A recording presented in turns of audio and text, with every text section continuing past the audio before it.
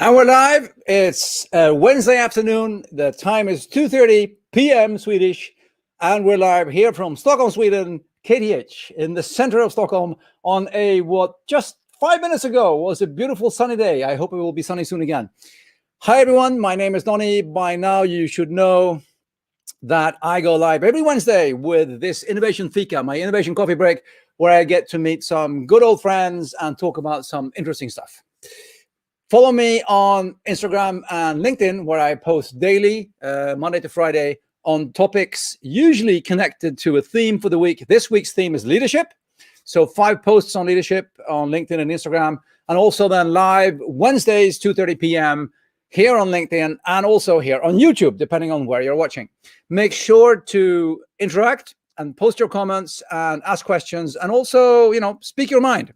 We're here to interact, and that's why we go live. Otherwise, if I didn't want comments, I would have recorded it and just put it out there. So, give me the questions. Subscribe to my newsletter on innovationfika.com.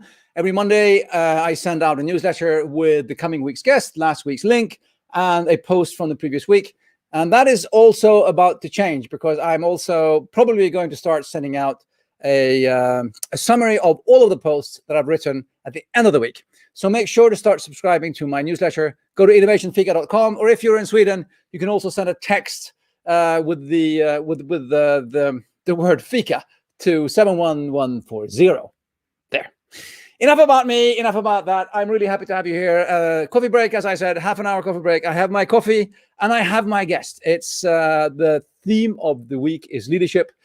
And who better than to invite than a leader that not only I know is a good leader, because I know her really well, but that everybody else knows is a good leader, because she's been awarded it. I don't know how many times. Anyway, from backstage into the studio, I am so happy to bring on board Malin Cronqvist. Welcome to the show. Thank you so much, Donny. This is a very special occasion. You're the first person to be on this Innovation Fika twice. This is your second time. I feel honored. I feel truly honored. I did Help to Help this autumn, and now we're doing leadership. And I might as well put this on as well. We have, let's see, for everybody, Malin Cronqvist, Managing Director of Help to Help, which is, I can let you describe what Help to Help is. You've probably said it before.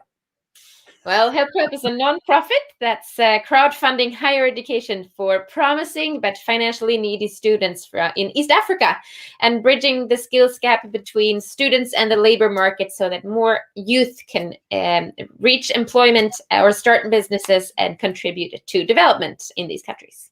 And you're doing it very, very well. I saw some numbers that you released. Was it this year? I think it was this year you released numbers. I mean, you're doing, Help to Help. Everybody, go to helptohelp.se and have a look. They're doing some incredible work, and support them and help them crowdfund, and, send them, I was going to say send them flowers, but send them money. Even better. No, but you're doing fantastic work. Fantastic. But actually, you're here today for a different reason, because today we're going to talk about leadership. And yes, we have a short coffee break, because not only I know that you've been awarded and recognized as a leader a number of times in different lists as well. But the latest one that I saw, was it like 2 weeks ago, that you were on the list again for the future female leader of 2021, and this is the leader, the management organization Ledarna in Sweden. And the thing is, Malin isn't on this list for the first time. Malin is on the list for the 3rd year running.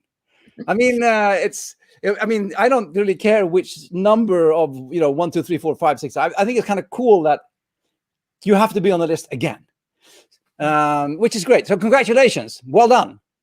Thank you very much. It's honoring. I can't see anything else but that. But it's nice to be there, and it's a very good crowd to be among. Yeah. Well, I'm becoming more and more honored to call you my friend. Soon you'll be like untouchable. Definitely not. Same old person as 10 years ago when it all started. I know. And that's, I mean, it's been a joy following your journey, but in that journey as a leader of a, a struggling social enterprise, which is, every organization goes through their ups and downs and everything like that. I mean, what would you say has been the biggest challenges for you as a leader of this organization through the years? Well, first of all, being a lead, I'm a leader of a fantastic team of very dedicated, hardworking people across 2 continents. So half of or 2/3 of the team are based in Tanzania, where we have our office, and then 1/3 in Sweden, in Stockholm. And these are people who always want to strive to, to the next level, sustaining that team and making sure that they all constantly develop and that they develop in line with the organization's development goals and where we want to go. That's always a challenge as a leader, to keep people happy and keep people like growing and align that with the organization objectives.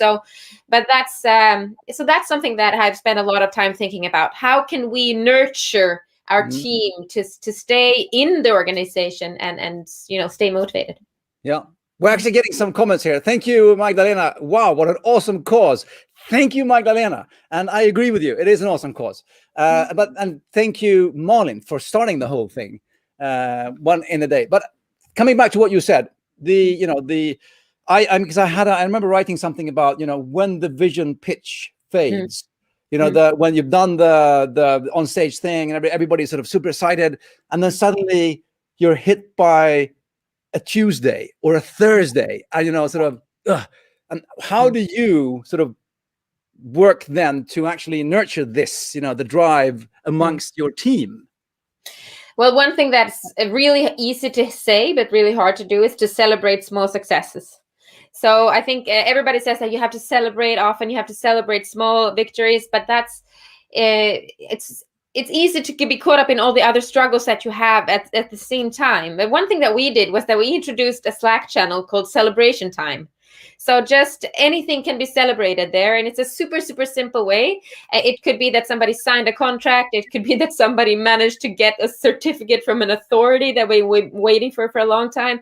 It could be that one of our students have graduated and successfully got a job. So that has been something and I go in there on a bad Tuesday and check through and see like, oh, that was such a nice moment and stuff. So that's something that I try to inspire all of our team to do, to share those small victories and to make sure that they are recognized, even the ones that are, not as sexy as maybe signing a new partnership or such a thing. Yeah. Do you find that sometimes it's easy to focus on everything that's not working, and then you don't see that you're actually creating something quite cool, but you're always stuck with a problem, or they're always stuck with something that's sort of especially in your lap. Oh yeah, that you have to fix. Yeah. I feel like that all the time. So I think it's just important to have people around you who can remind yourselves, and try to make sure that we can remind each other in the team. So if I'm having such a day where I feel like I'm just stuck in, lots of worries, I try to, have someone else remind me of the progress that we've been making, or call somebody who I know will be able to give me that perspective. So it's a constant kind of sort of pull and push and help each other in the team. And that's something that also I want everybody to contribute to that. So it's not only me. I'm not the only one responsible for making sure that we feel motivated. I think that's one of the things that have been crucial for my leadership. We're all responsible for creating that atmosphere. We always talk about everybody in the team having the right to speak their mind and having the right to contribute, but also that everybody has the responsibility to speak their mind and the responsibility to contribute. So that's something that has been really useful for us. Yeah, and actually that it's interesting when you say that part, because that is also, in my opinion, a fundamental for an innovative organization as well. You have the right to come with ideas and suggestions, but I mean, you also have not only, you have a responsibility, and you're a part of this. We're co-creating this kind of thing, and I think that is, and please correct me if you think I'm wrong or not, but I think that's even more so in a startup organization where you're a team of people, not necessarily that you've sort of started out by saying, hello everyone, I am a leader, please Mm. follow me. But you're more like you're a team of people, and somebody along the way, somebody has to take the leader cap, or and then it kind of grows. So I think the challenges for a startup is and leadership is in a way bigger than if you were just working in a big organization, whereas there's a hierarchy and a structure. Is that anything that you? Yeah, sorry. No, you go ahead. I think it's also very crucial when you have a team in different continents or a global team, because you can't be everywhere. And obviously, my teammates and colleagues in Tanzania will see some things. So if they didn't have the right and also felt they had a responsibility to pick up things from the ground and see things that are happening locally, then we would miss out on a lot of information. And the same for things that are happening in Sweden. So it's crucial if you have a global team that everybody feel like they actually have that power to affect the organization and carries that ownership, takes ownership. But how have you managed, because I know that you have offices in a number of places, how have you managed to get people who you don't meet, face to face on a daily basis? I mean, today we don't meet anybody, so hey, but how have you worked sort of to get everybody on board, even the people who are remote? I think it's there's no shortcut, because from what I see now, 10 years looking back, it's all about building a culture, and building a culture is something that you can't do it's a quick fix. You have to do it by acting long term and building that team slowly. For us, values has been a really important to really identify our organizational values, discuss our values, live our values, go back to our values, redo the sort of values tasks over and over again. So to constantly come back to what do we value as an organization, and how does that connect to everybody's individual values as team members or staff members. And especially in a context where cultural differences can be quite big, going back to values and what's important for us, what connects us, and what's important for us as an organization, as a brand, as an employer, and then as a team. That's been crucial. And that's, I mean, the cultural difference part is interesting. And this is just me thinking aloud here. Are you sort of, we're spreading Swedish values to the world, or have you also been influenced by other values into your organization? Very much so. And we actually have had many discussions about this. We are a Swedish Tanzanian or Swedish East African organization, and we have specifically discussed the fact that we want to and we do benefit from those two cultures. So we have many Swedish values, or values that are traditionally Swedish. For example, we have quite a flat organization, and we have this sort of atmosphere, everybody contributing and wanting to reach consensus or have an open discussion. Whereas in Tanzania, it's much more of a hierarchy, and people expect the boss to decide. Whereas we have a lot of Tanzanian values that we're bringing in terms of the community approach and more of an helpful togetherness spirit as well. So I think there's a lot of, we have a good mix, and I really appreciate that. Interesting. I mean, that must be very interesting for people coming in to the organization, both from Sweden and from, say, Tanzania, that they can sort of recognize themselves somewhat in an organization, and that nothing is sort of completely foreign. Yeah, I think everybody will be able to connect to some parts, but it's also unique in the way that it's a mix. I couldn't see how we would do it anywhere other way, because it wouldn't have been good if it was only Tanzanian, and it wouldn't be good if it was only Swedish. So this was the only option. Yeah, and and one more question on that before we skip to the next part is, you said you sort of looked at your values, worked with your values, tried to live the values, redid the values. So you've actually used them as a living tool. We do that, I would say, several times a year. Wow. And when we have situations as well, such as in conflicts or some crisis or whatever issues, we always go back to that, and it might sound a bit fluffy or something it'd be nice to do, but it's hard to do it. But we actually do that and say, okay, so how would we act in this situation based on our values? And then, for example, how would we act when it comes to handling a situation? I don't know what, but knowledge is one of our values. So we would have to look at what knowledge is available on the topic. and base our decision on that. So, or transparency is one of our values. What would we do if we were only thinking about transparency? Well, we'll act this way, and then that would probably be the answer. I mean, I can say that we could probably stop here and say, everybody in the world, you can learn a lot from this, because I think the bigger the organizations tend to be, the more static and, set in stone the values seem to be, and the less they actually mean to people, because it's sort of something that somebody else decided. It was there when I came here, and I was, they told me I should know them by heart, but I don't know why, that kind of thing. But it's so wonderful to hear about somebody who actually works with the values in this way. Skipping to the next part, Magdalena again here with a question. What would you say is the biggest leadership challenge in a non-profit? Wow. Well, one of the things that I've thought about a lot is the fact that you will never be able to maybe use big bonuses or monetary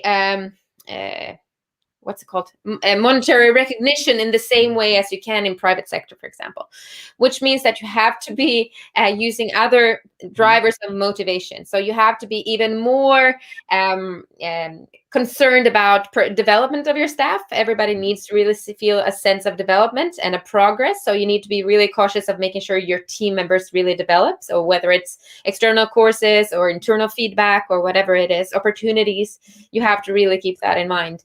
And nurture your staff and really cherish them in order to keep them happy and loyal. And that's something that I do a lot, because I think it's really important. And I also have a fantastic team that are very self-motivated, so that comes easy for me. Of course, but I will actually jump in there, and I say that I've seen some of this myself as well, and I will say that you have put a finger on a very, very interesting thing, because in the startup world, you give away equity. Here's some percentage of a company that might be a big thing, and then we're going to do this exit or an IPO, and we're going to be rich, and that's kind of and then somewhere along the line, you're saying, oh yes, we need to figure out our why as well, and then they start working with the soft parts. Whereas in an organization like yours, it's only the soft parts, because there is no equity, there's no sort of big bonus, there's no IPO in the end of there's no sort of treasure chest at the end of the rainbow. And then we come back to what you were talking about, and then when the wonderful ideas of changing the world hits reality, and it's a dreary Tuesday afternoon, you really need to have worked with the values and help, and as you said, nurturing the people and actually building a strong togetherness in that. So the challenges there are much bigger, I'd say, as well. Definitely. I'm just looking at the time here. It's getting close to 2:50. So everybody, please ask if you have any more questions, post them in, or just comment on how incredibly fantastic Malin is. Of course, that's good enough. But I will also work my way towards our sort of ending part, where because I always end up with, I end with the guest giving 3 tips for whatever the subject is. And this week's subject is leadership. And for everyone jumping in now, I'm speaking to Malin Cronqvist, who is the managing director of Help to Help, a Swedish organization that crowdfunds academic studies for ambitious students in developing countries. Did I say that right? Very well. Yes. Points to me. Fantastic. Okay, but anyway, so I've also asked Malin for what are her best tips, if 3 tips. You could pick 3 tips as a leader, especially in a startup or in let's say a starting organization, not necessarily, a commercial startup, but a starting organization. And Malin's top 3 tips, I'll take away the post a comments thing there. Malin's top 3 tips. Tip number 1 is give and take feedback. Please elaborate. Well, it's natural as a leader that you will have to be in constant development, because you will have to adjust to the people you're leading. And so one of the things that I spend a lot of time doing is that I give feedback to my colleagues, and I want feedback. And I have tried to really build a culture where I practice taking on feedback and giving feedback a lot, because it's always also part of the giving everybody development and also creating better things and innovating, etc., and challenging each other. So creating such a spirit where it's okay to give feedback, and where it's also okay to maybe feel sad if you get feedback that hurts, but that you can still develop from it. So creating that spirit and that culture, and really practicing myself, like, okay, what do I do when I get feedback? Like, to really listen and to really take it in, which I know is hard and can hurt, but it's something that, from my perspective, you have to do. So dare to give and dare to take feedback. Yes, and you also said practice, because I think that, I think that people sometimes either see the feedback thing as, oh, we high five each other every day in the office. That's not really giving and taking feedback. But then when they get to a point where they sit down and say, we're going to give each other feedback, and then it's like sort of this big thing, but they don't actually work with it, and they don't practice doing it, and they don't, because it's a skill. Like any other relative skill, we have to work with it. So that's thank you for bringing that one up. That's a wonderful tip. Tip number 2, Malin's top 3 tips, is delegate. Well, obviously, you can't get very far with only yourself if you're going to build something big. So, sooner or later, you're going to have to start delegating. And also, it's a way for people to if you really do that, people will really feel you trust them. So the more you delegate, the more people will feel like you trust them. And the more they feel trusted, the bigger roles they can take, the more responsibility they can take, the more they develop. So it's a matter of really making sure that you delegate whatever you can, whenever you can, because it will also free up your time. And the bigger the organization gets, the more unexpected things will happen. So the less you can have in your schedule, because it will be filled up anyway. So the goal is to not have a full schedule in the beginning of the week, because it will fill up, and the only way not to have a full schedule in the beginning of the week is to delegate. So that's one of the things that I've a question then, how do you balance the delegating, as you said, delegate everything? How do you balance that with, at the same time, ultimately being responsible for what happens in the company, the actual delegation and then control of what gets done? And how do you balance that part?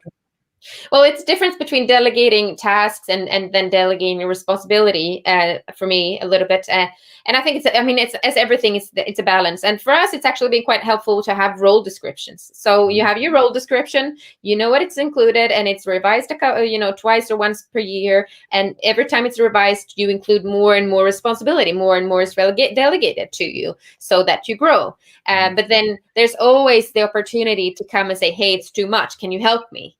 Which is, and I'd rather have, my team members come and say, not maybe that there's too much work, but that they feel like, okay, maybe can you assist me, because I'm not ready to take the full responsibility, rather than them saying, hey, I want to leave because I don't see myself growing here.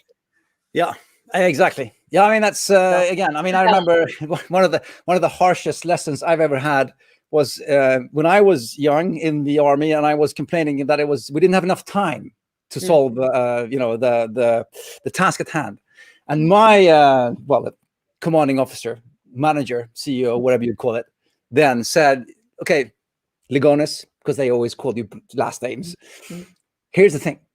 If you can't sort of solve your task in the given time, there's either something wrong with the task or there's something wrong with you. There's never anything wrong with time. And it was like, I should have put my hand up earlier and said, look, I need more resources or whatever. Sorry, I didn't mean to. Tip number 3, be curious.